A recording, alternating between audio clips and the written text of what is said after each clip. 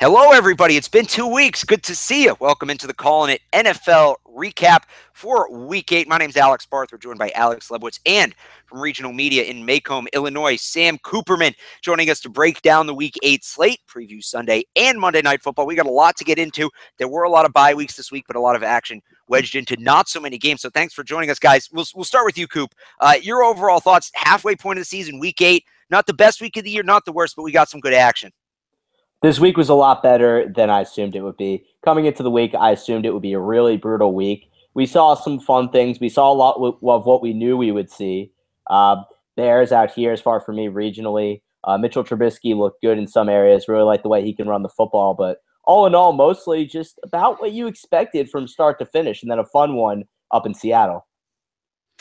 Yeah, I think that it was a decent week of football. You see a lot of teams kind of solidify where they're at exactly in the NFL. There were a lot of quarterbacks who kind of stuck out to me for better or for worse, and that was kind of the most salient thing from the week in the NFL for me.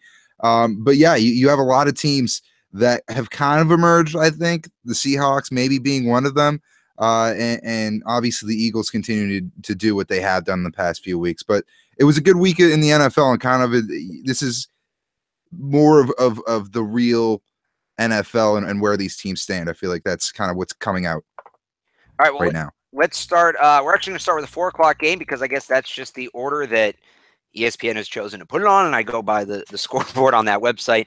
The Cowboys and the Redskins divisional matchup. Cowboys take this one 33-19. The Boars are now 4-3. The Redskins are 3-4, and Ezekiel Elliott, 33 carries, $150, 2 touchdowns. He's having an outstanding season. Obviously, the suspension hanging over his head isn't really hurting him. The Cowboys had that rough start. They're back on track. They're now second in the division behind the Eagles, who we'll get to in a little bit. But does this team have a chance to make a run again at the playoffs like it did last year? Is this going to be one of the hotter teams in the second half? Lebowitz, we'll start with you. I think so. I mean, they've shown that they have talent, and they have the talent to kind of make a run in the NFC, and they're benefiting from a down year in the NFL. You know, you have the Seahawks who've kind of emerged this week. The Eagles, again, one of the better teams in the league. But the Cowboys, I think, out of all those teams, they at least match up talent-wise to them. So if any team's going to make a run, it's them. The only question is, you mentioned it, what's the status with Zeke? Is he going to get suspended? Is this going to uphold, or are they going to wait till the end of the year? That's still hanging over his head, and that definitely plays a huge role in judging where this Cowboys team will go in weeks to come. Well, the fact that we're talking about the Zeke Elliott thing right now is preposterous for the reason that it shouldn't be a thing. They should have just accepted the suspension, because I think this will end up going against the Cowboys' wishes at some point, and it's going to be tomorrow. I do think that Zeke will not be in uniform for the next 6 weeks. The Cowboys could have had this already over and dealt with. They could have been around where they are right now, even without Zeke. You imagine they'd be somewhere in that 3-4 range, maybe 4-3. They're 4-3 right now. So point being, it is crazy that we now have a point where for most of the rest of the regular season, we might not have Zeke Elliott on the Cowboys. As far as where this leaves them, I've been most impressed with Dak Prescott more than anything else. I do think that if Zeke's not there, if it ends up being the McFadden, Alfred Morris, and couple other guys getting the rock in the backfield there, I think they'll be able to do all right and well enough where Dak is throwing the ball well right now. He didn't do it much today, given that there was that just torrential downpour in Washington. But I'm not too concerned with Dallas, but the next 4 will be telling. Versus Kansas City, a team that's looked awfully good. At Atlanta, Falcons, a team that can always turn it on. And then those Eagles you mentioned, Alex, and then LA. That should be I did that like 10 times Yeah, today. I'm going to keep doing that because it'll really never be LA to me. But point being, I think the next 4 will be telling for Dallas, and at least that next 3. Those could go 3 one way or the other, quite frankly. Yeah, I like this Cowboys team. You're right. The schedule coming up for them is interesting, but I think whatever the case may be, Week 17, that flex game is going to be the NFC East again. It's going to be a stretch to the finish in that division. In Cleveland, the Browns fell to the Vikings. Oh, no, actually, not in Cleveland. No, in London. Because the NFL only wants to send their best overseas. The Vikings beat the Browns 33-16. The Vikes quietly are 6-2 and atop the NFC North. The Browns fall to 0-8 and are at the bottom, of course, of the AFC North. Coop, we were talking a little off the air about the Browns. We'll start with you. Yeah, about the Browns, shout out to Hugh Jackson for which might be the first time this season, not actually benching his quarterback that's supposed to be developing during the game. Look, Cleveland's in this for the long haul. The management there with Sashi Brown and DePodesta, they're not looking to win this year. They're looking to develop some talent, and they've had some bad luck, but on both sides of the ball, they have been able to develop some talent. It's not showing in the record book. But as far as Minnesota, you talked about that. Teddy Bridgewater will be back very soon. They have the bye coming up, and after that, Teddy Bridgewater could be back under center, which would be huge with how everybody else is playing. You have two very stout receivers, Adam Thielen along with Stephon Diggs.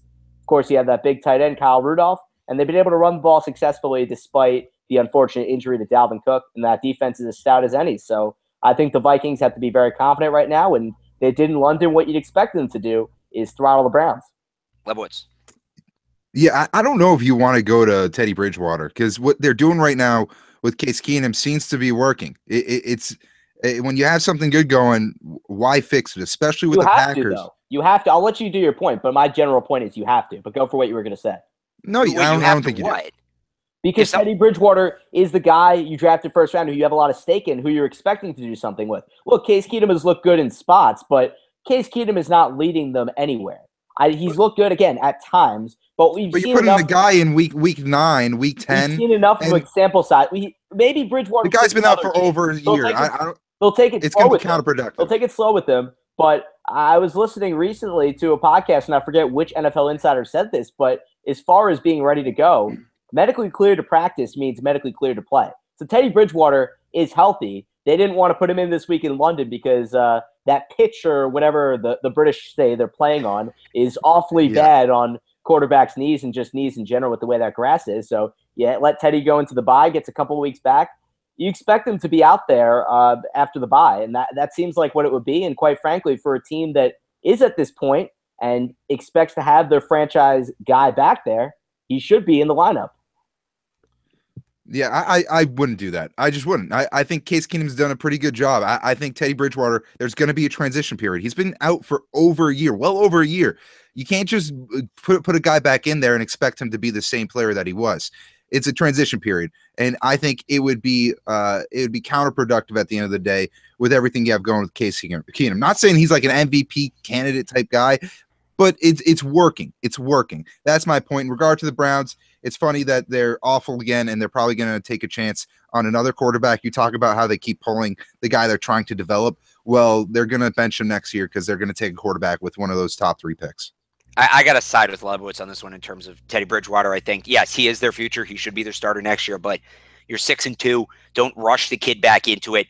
It's tough to come into an NFL season for anybody mid-year without the full off-season regimen, and especially on a team that's playing as well as they are with the injury he had. Look, maybe Case Keenum loses next 3 games. They fall to 6-5, and it's another story. But the way it's going right now, that team's playing very well. They've lost Dalvin Cook, and they're still winning, and that leads me to believe there is something in Case Keenum. If it's not the raw ability, maybe just having him in the huddle and in the locker room is making the difference. All right, the Patriots. I just want to say one quick thing. I don't want to hold you. The one quick thing is you do realize they've let Teddy sit for over a year. They've taken it about as slow as you can. At some point, you got to let the guy play. But again, I respect your points, and I do think that's fair. We can move on to the Pats. He shredded his knee. I think you can't take it too slow with the guy who had the injury he had. Patriots, Chargers. Pats take this one late, 21-13, thanks to a bunch of field goals from Stevens and Gostowski. Should have been a couple more.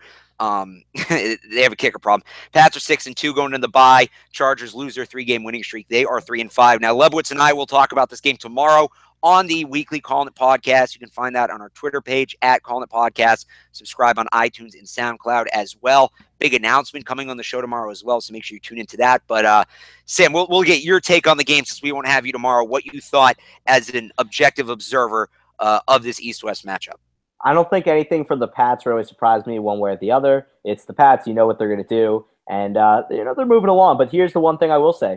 Angry Phillip Rivers is the best Phillip Rivers, and I had a good time this afternoon. All right, so from a team that you say is very predictable to maybe 2 of the most volatile teams in the NFL, AFC matchup between the Bills and the Raiders. And who saw this? The Bills win 34-14. The Bills are 5-2 and towards the top of the AFC. The Raiders are 3-5, and in Week 8, their season might be over. I know they lost Derek Carr for a little bit, but I am shocked to see the fall this team has taken. I'm probably more surprised by the Raiders' ineptitude than the Bills' success. Which way do you guys feel? Which has been a bigger surprise to you? The Bills at 5-2 or the Raiders at 3-4? We'll start with Lebowitz. The Raiders at 3-4, absolutely, because I think we know what the Bills are, and you also have to take into account that teams like the Raiders are 3-4 right now, and that's playing into the Bills' hands in regard to strength of. Couldn't you flip that? It's playing to the Bills that the Raiders are what they are. No, that's what I'm saying. The reason the Bills have had such a good season is because they face teams that are just not doing what they should be doing. Or the Raiders are what they are because I'm back. Okay, keep going. Yeah, you had it backwards. I hear what you're saying, though. I think it's the other way around. I think the Raiders have been so underwhelming this year. You can't help but be disappointed in this team. They have the quarterback of the future, a guy who people had in like the top 3, top 5 in the league last season, and someone who was ahead of Carson Wentz in regard to young quarterback hype. That's not the case anymore. And I know he's dealt with injuries, but this Raiders team has been extremely inconsistent. And at some point, you got to look at the coach and maybe think he might not be the guy, Del Rio out there in Oakland. But it's been extremely disappointing with the Bills. I love it. I want them to keep winning because inevitably they're going to show their true colors, and they're not going to go far in the playoffs. I don't think. They're just not that good of a team. They can keep winning. It will just build those Buffalonians up with more hope, and then they will, they'll be very disappointed. It'll be great. Buffalo will happen. Sam, here's my thing on this, and it is very shocking that the Raiders season has gone to this kind of tailspin, especially given that they had to have been in the top 5 in odds to win the Super Bowl coming into the season. But I do think a lot of that, and that's not all of it, a lot of that has to do with the Carr injury that has hampered him really since week 3, and he hasn't looked himself. He's come back, and he's been all right. But I think the bigger story is Buffalo because, look, here's the thing. We've seen this song and dance at the beginning of the season with Buffalo over the past 10 years. We've seen it where you'll get that first month of the season. Buffalo's 3-1. They'll be looking good. And then usually at some point they'll face the Pats, and it all kind of falls off. And right before that, you'll get Chris Berman showing the old "No One Circles the Wagons" video back when he was doing Countdown. And then you get him sinking the putt in Hawaii, and then Buffalo stinks, and they'll finish like 6-10. But we're not seeing that. This is a different Bills team. Also doing it after trading away so many impactful players on their defense, and even doing that this week with Marcel Darius. And also have to factor in the fact that coming into this season, this team didn't even want Tyrod Taylor. Sure enough, he is the man leading the charge at quarterback, and he's doing enough to win these games. And for a team scoring 34 points with him there, you got to be impressed with what Sean McDermott and company are doing up in Buffalo. Yeah, a couple things, just comments on what you guys said. Interesting, Lebowitz, you bring up Jack Del Rio. People were very high on him at the end of last season, but he's not a guy that has a history of success, and maybe he's not the coach that can take them over the top. I hadn't thought of that. That's a good point. Coop, you mentioned the Bills' annual late collapse. Weeks 15 and 17, the Bills played the Miami Dolphins. I would not put it past the Buffalo Bills to be knocked out of the playoffs by a bad loss to Jay Cutler. But it's usually it's not a late collapse with them. It's more of the after September collapse. It's usually things just start falling off at that point. I remember it was 2 seasons ago, actually, when the Bills won that game at the end of the season to knock the Jets out of playoff contention. That was pretty fun. Was it 3 years ago when they lost to what at the time was a 2-win Raiders team to cost them a playoff spot? Oh, and last year, they lost to Cleveland last year. That was Cleveland's lone win. Yeah, but at that point with the Bills, those teams were not looking like anything. No, the Bills were still in it last year. They were in it technically, but they were just kind of going through the treacherous conditions. No, I remember texting somebody we all know who still very much was convinced the Bills were making the playoffs. Yeah, bottom line is I think that we can all agree that we're surprised by the Bills, and this is a team that looks different than in years past. They're winning the games convincingly, and I think that's a pretty telling sign. Yeah, it is. And look, I'm a big Tyrod Taylor guy. I don't understand. I think, Coop, you mentioned that, why they want to run him out of town. I think he's a top 10 quarterback in the NFL. They wanted to. I don't agree. No. I knew you weren't down on Taylor, but it's a surprise that they finally find their quarterback. Still, and this will change this year, probably the last quarterback to lead the Bills to a 500 record. This guy, Drew Bledsoe. Last quarterback. I just happen to have that next to me. Last quarterback to lead the Bills to I realized this is going to be a podcast, so I held up a Drew Bledsoe jersey. Last quarterback to lead the Bills to over 500 record. All right. Colts and Bengals. Give me something from this game. Anything. Bengals win 24-23. They're 3-4. Colts are 2-6. I think Lebowitz and Coop, you're new to this, but we generally have an game of the week. Normally, it's been a primetime game, but I think this is our game. I think any game the Indianapolis Colts play in this year will be an game, quite frankly. Fair That's enough. true. But Jacoby Brissett, he'll be a starter in the NFL. He'll be one of those, Josh McCown, Tom Savage guys who will be a starting quarterback for a bad team. I think he solidified that's at the very least how good he is. So there's some positives. Some guy has a career made now because he has filled in the void for Andrew Luck. Not very well, but he's done it. He's done an all right job. He's only in his third year in the league, but he's done our second year actually. So I think Jacoby Brissett being a guy who will be a starter in the NFL is one takeaway you get from this season alone. I feel for Jacoby a lot because, first of all, your Tom Savage comment was outrageous. Tom Savage is only a starter because aside from now Deshaun Watson, Bill O'Brien is attracted to bad quarterbacks. For whatever reason, I don't know why. The man loves bad quarterbacks, but luckily Deshaun Watson is bucking that trend. He's been outstanding. But back to Jacoby, I feel for the guy because he is now having to pick up the pieces from the remnants of the disaster that was Ryan Grigson. He's got pressure coming all which ways all the time. He doesn't have reliable receivers. T.Y. Hilton is a talented player, but he's not a number one option. It is now reportedly on the trade block. Jacoby Brissett is really dealing with a tough situation, and he came into this situation, 8 days before the regular season? So big credit to him, and I think he'll be better than just the guy that can fill in. I do think he'll have a role as a starter in this league, and he has looked impressive in a lot of spots and clearly has those leadership intangibles, which for a lot of quarterbacks are few and far between. Yeah, I've been impressed in what I've seen from him, and I'm happy he got his chance, and who knows how long it'll last. I'm not confident in Andrew Luck's ability to return, if not soon, maybe at all. I mean, that guy has been beat up, and it's a shame what the Colts did to him. By the way, Ryan Grigson, now working for the Cleveland Browns. Down to the Bayou, the Saints hosting the Chicago Bears. Saints take this one 20-12. After starting 0-2, they've won 5 straight. The Bears fall to 3-5. The Saints team, they've gotten hot since losing the Patriots. They won 5 in a row, but it's been against a relatively weak schedule. Do you buy into this Saints team? Sam Cooperman, you're first. Well, the weak schedule always factors in because I'll talk about my New York Football Giants here for a second in that because last year we were very high on the Giants. A team that's a weak spot on anybody's schedule. That too, but we were high on the Giants last year, going 11-5 in the regular season. But looking back on that schedule, the Giants were barely scoring over 20 points a game. It was a struggle to get to 20. The defense was outstanding. But my point here is this: the season before they had the 9th overall pick in the draft, so you get a bad schedule. The Saints have been mediocre for really as long as I can remember. So the schedule isn't all that great. And you talk about some of the early season wins. They've won those 5 straight games. But the big thing from this is I think New Orleans could be all right. The next 4 games not looking too bad versus Buccaneers. At the Bills, surprisingly good. Versus Washington, can't seem to get things figured out. And at the Rams. You never know, but I do think New Orleans will be headed to the playoffs just because 5 wins at this point.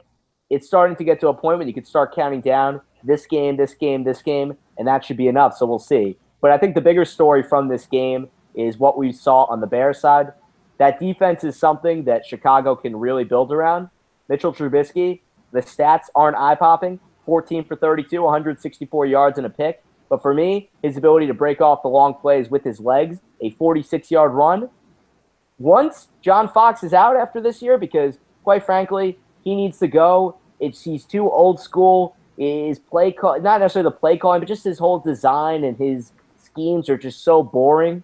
Once the Bears have a new young coach in there, I do think they will take off under the leadership of Mitchell Trubisky, and especially when they get some receivers around him too to make some plays. Leading receiver for the Bears, Trey McBride III. I didn't know who that was coming into today. I'm sure you didn't either. I'll say that defense, Eddie Jackson, baby, roll tide. Levos, go ahead. So with the Saints, I mean, I could see them making somewhat of a run. I could see them finding their way into the NFC Championship game. I think they will make the playoffs, but I think that's really their ceiling, getting to that NFC Championship game, which is good. But, you have Drew Brees as your quarterback. You might expect a little bit more. But they are what they are. It's kind of the Saints most seasons in the NFL, or at least the past 3 years. They're a good team. They have potential. They could make a run. I'm not betting on them because what have they really proven? Another big story from this game that wasn't mentioned, Drew Brees getting to 6,000 career completions. So it kind of got me thinking about what his legacy is, and he's obviously closer to, you know, a Dan Marino than he is a Tom Brady. But it definitely, the guy's put up some numbers, and you got to give him some respect for that. Let's just take a look back in the time machine here, guys, and remember when the Miami Dolphins, when Drew Brees was a free agent, decided that some of his health issues were a little too concerning, so they took the safe option of Dante Culpepper. And who's the head coach? Nick Saban. Roll Tide. We got a question here on YouTube from Rob. Guys, giving me fact or fiction. Saints win the NFC South. Lebo, what's your first? Fact. I don't think they have a ton of competition in that division, and they've been playing pretty well, at least good enough. So by default, I think fact. I'm not buying into the Panthers at all. So yeah, I'm going with them. Yeah. Cool. Strong disagree there. I'm going to sell it for this reason. The Panthers' defense has been outstanding. That defense, and we'll talk about them more in depth when we get to the Tampa game, but I think that defense has been a big catalyst. Once Carolina gets Greg Olsen back at tight end, that will be a major difference. He's an essential factor in what Cam Newton likes to do. So that offense will start to click near the back end of the season. Greg Olsen expected back week 12, recovering from that broken foot. So that will make things a lot more favorable in Carolina's position offensively. But defensively, this defense looks so sharp, and I think that'll be enough to carry them to the top of the NFC South. I guess I have to hop off the Buccaneers bandwagon at some point. I was really high on that team. I think 2-5 is the point where I get off. I'm going to go with Coop, though. I like the Panthers at 5-3. The Saints, it'll be close. It'll come down to the wire, but I like the Panthers. Falcons, Jets in New York. Falcons take this one on a late comeback, 25-20. They come back from down 2 scores. That's right. The Falcons came back to win from down 2 scores. They're 4-3. The Jets fall to 3-5. Both of these teams now sort of trending in the direction we expected. Big bounce back game for the Falcons after 2 bad losses to the Patriots and Dolphins. The Jets now at 3-5. They've lost 2 in a row. It's looking a little more like what we expected. Are we kind of seeing, did we see the real version of each of these teams? Because these are 2 teams that it's been hard to put an identity on to this point in the season. I think we got a real look at what each of these teams is in 2017. Maybe the first time we've seen really what each of these teams is in 2017. Coop, you're first.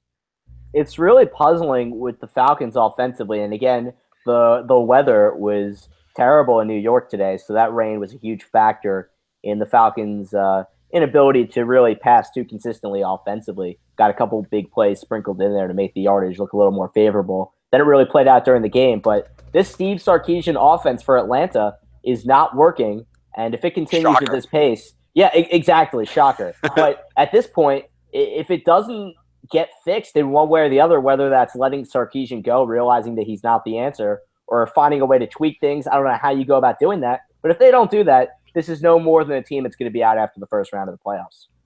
Lebowitz. Yeah, this was a must-win for the Falcons. I mean, if they lost this game, it would have been goodbye to their season.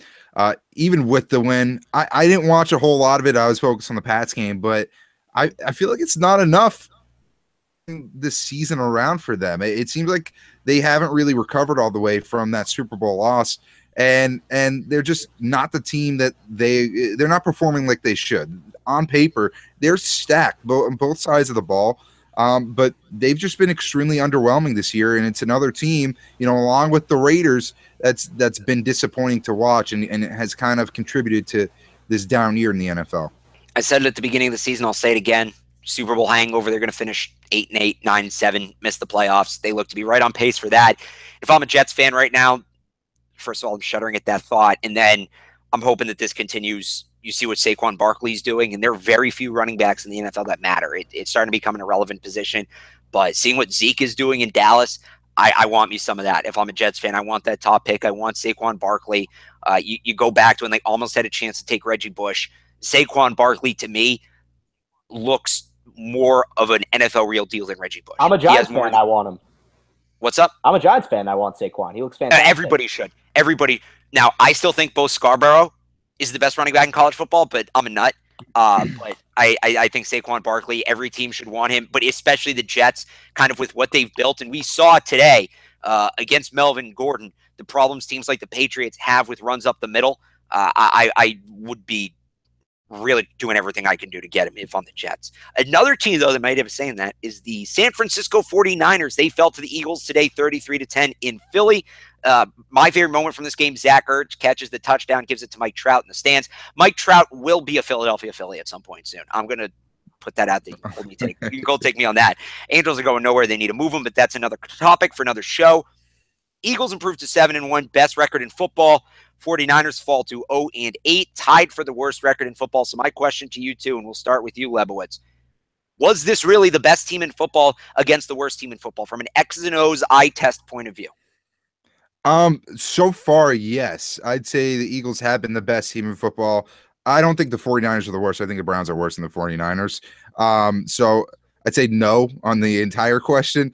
But this is kind of an game to me because it kind of went as I expected. The Eagles have been good. 49ers have sucked. It was a lopsided victory for Philadelphia. One thing that's interesting, though, is we talked about it. The Cowboys are starting to get a little bit better. They've improved their play at least this week, and that seems like if Zeke doesn't get suspended, which he might, they're on the right track. So that's the big takeaway today in regard to the Eagles. They have another division rival that's actually playing to their capabilities. And maybe, just maybe, the Eagles kind of feel the Cowboys breathing down their neck.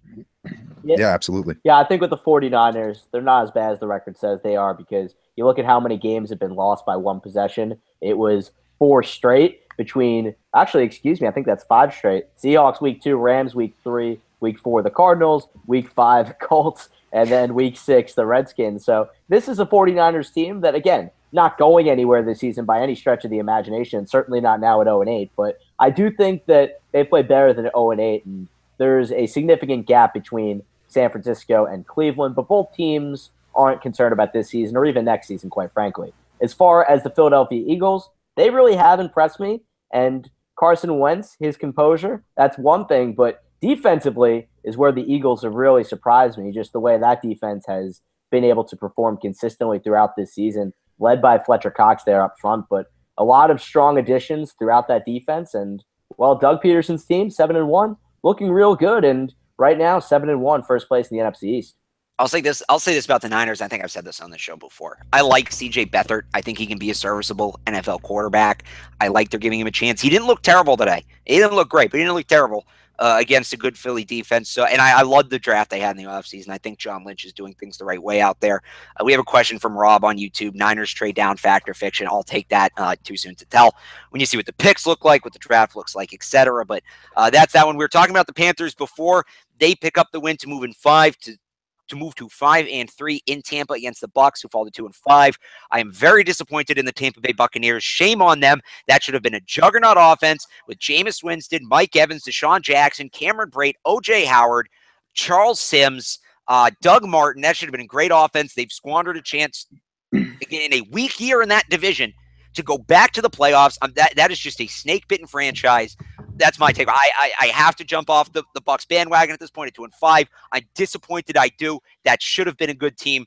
But the Panthers 17-3, snap a 2-game losing streak. Cam look good. Coop, I know you want to talk about the defense, so we'll start with you. Yeah, the defense for Carolina has been outstanding. And it was just a few years ago we were saying, how on earth did they let Josh Norman go? But just from top to bottom, Carolina's defense is one of the best in the league. Luke Kuechly leading that in the middle linebacker slot and just throughout that stout defensive line. And in the secondary as well, Carolina has consistently looked dominant defensively this season, and I think that's why Carolina will win the NFC South. Like I said earlier, Cam and company will start to click at the back end of the season once they get Greg Olsen back. As far as Tampa, what's really unfortunate for this Bucs team, you guys both talk about their talent.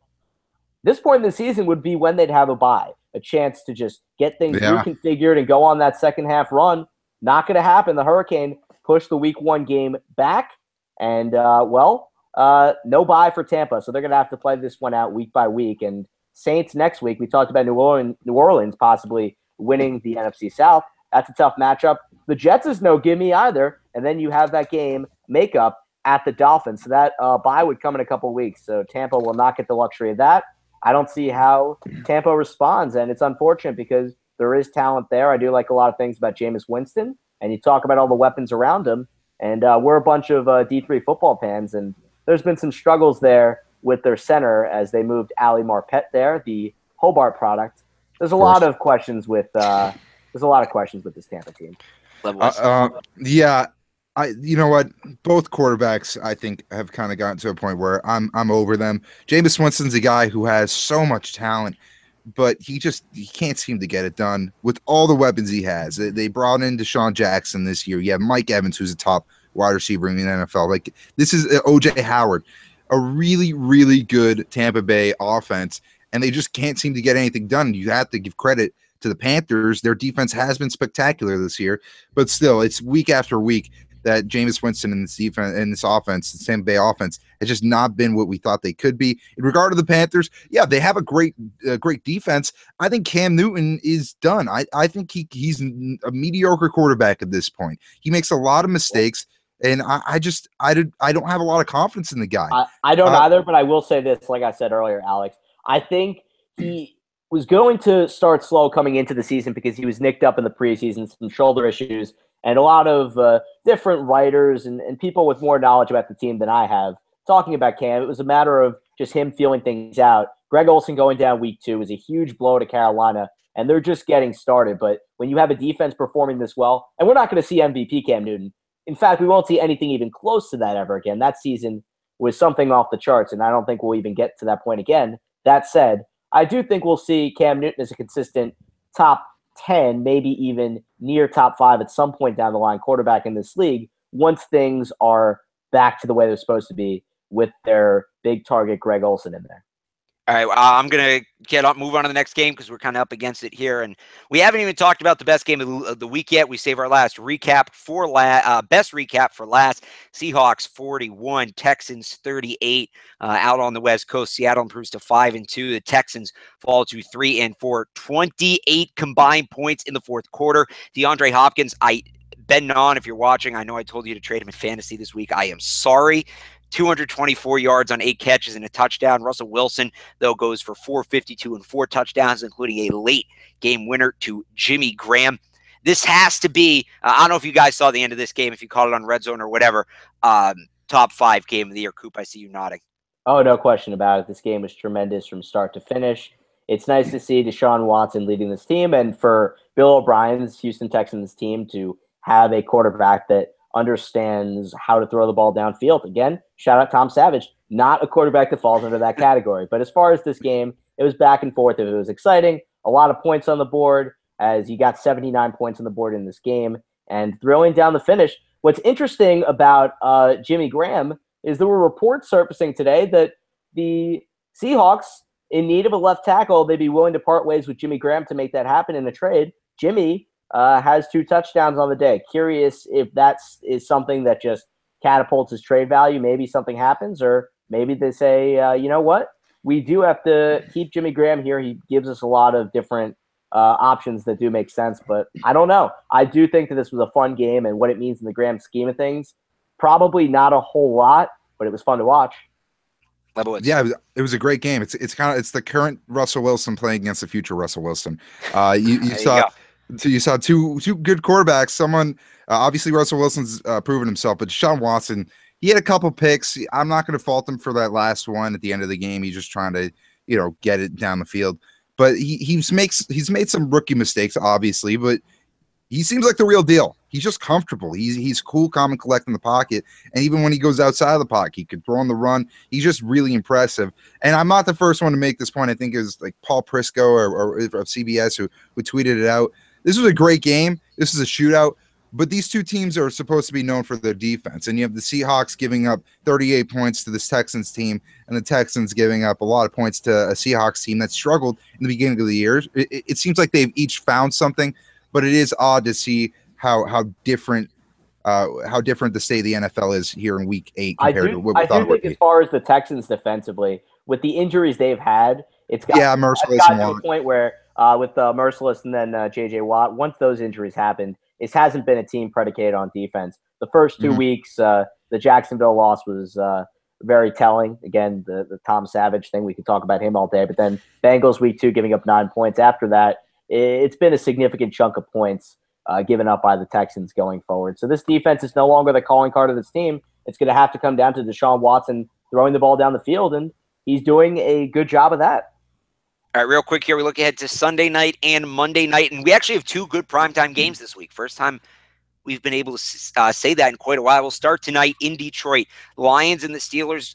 Detroit comes in at 3-3, but still very much in the playoff hunt in the NFC. Pittsburgh at 5-2, trying to keep pace with the Patriots. I think there's going to be a lot of points put on the board in this game, a shootout. This would be a good chance to see. The Steelers have had all the internal issues between Antonio Brown throwing hissy fits, the issues with Martavis Bryant. Le'Veon Bell's had his issues with his touches this year.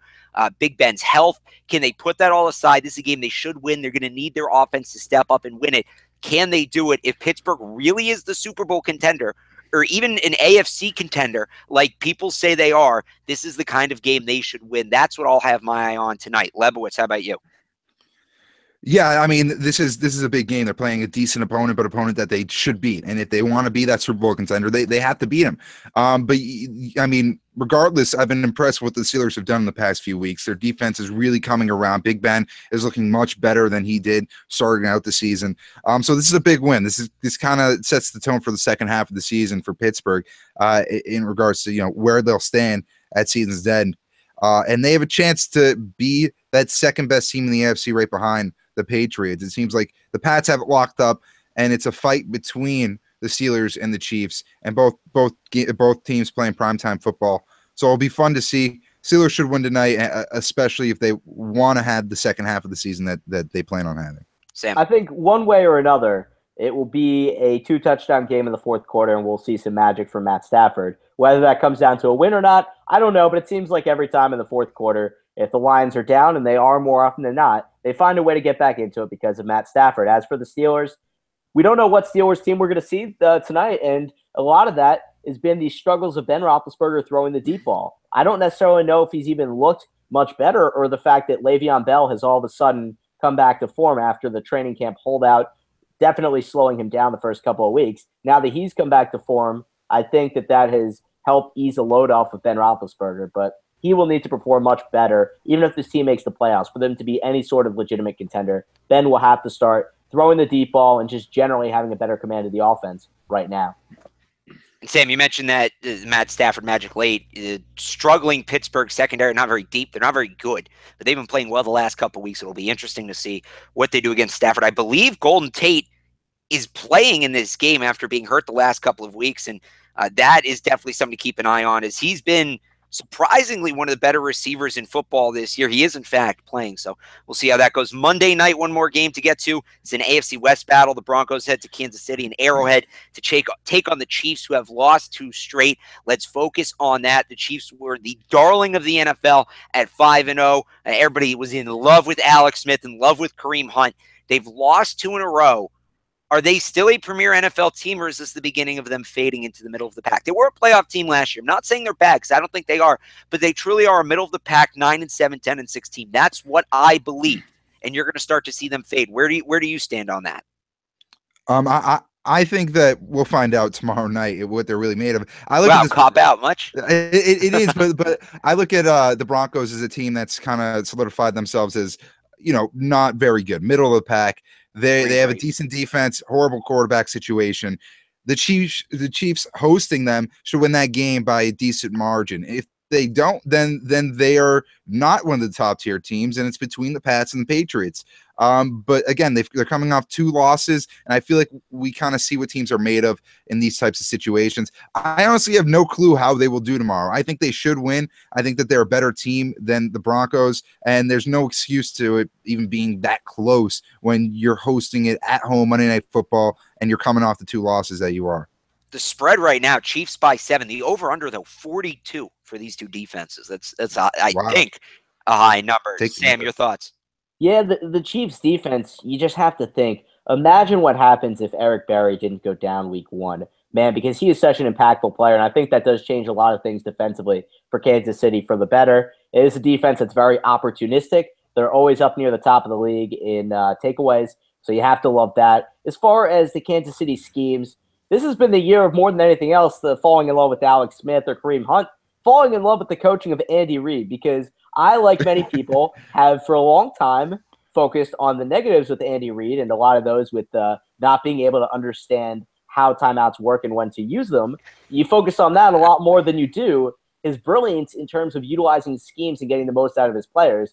You have to look at the weapons they've had around Alex Smith for most of these years, when you talk about the 9-7s, 10-6, they finally have some legitimate weapons around him, in that of Kareem Hunt, in that of Tyreek Hill, and of course Travis Kelce. And it's gone from that 9-7, 10-6 team to a team that's up near the top of the league. And I don't think that changes. I think that the Raiders' loss was a loss that, hey, while Oakland isn't playing all that well, we know there's talent on that side. There's a reason why they were perceived to be one of the favorites for the Super Bowl this year.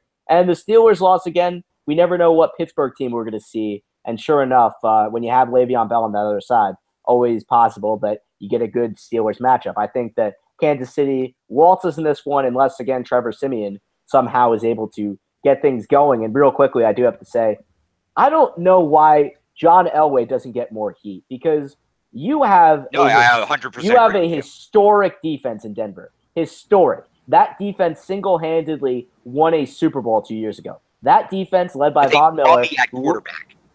Exactly. They had Peyton Manning there with his neck just completely in shambles, winning a Super Bowl solely based on that defense. And Denver cannot put a quarterback around him. We give other teams heat for not having a quarterback on there with other weapons. Denver has an elite receiving core with Demaryius Thomas and Emmanuel Sanders.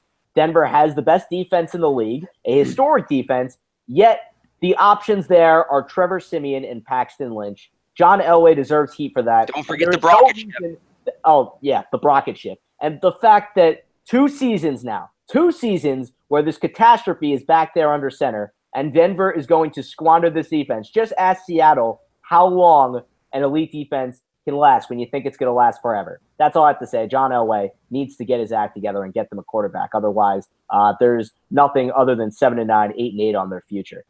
Yeah, I would say the eliteness of the defense is gone. I think they've come back to earth. That's an old team to keep Talib Harris, etc. All right, that's going to do it for us this week. I want to thank Sam Coop for joining us from Regional Media in Macomb, Illinois. I do have to say. I didn't want to. I could have corrected you earlier. It is Macomb, but it's okay. Macomb, okay. It is. I thought that your recognition of towns in the middle of nowhere in Illinois would be better. Obviously, it's not. That's okay. Well, it's spelled the same as Macon, Georgia, right?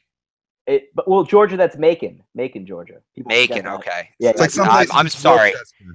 And other places in here in Massachusetts, Worcester, you know.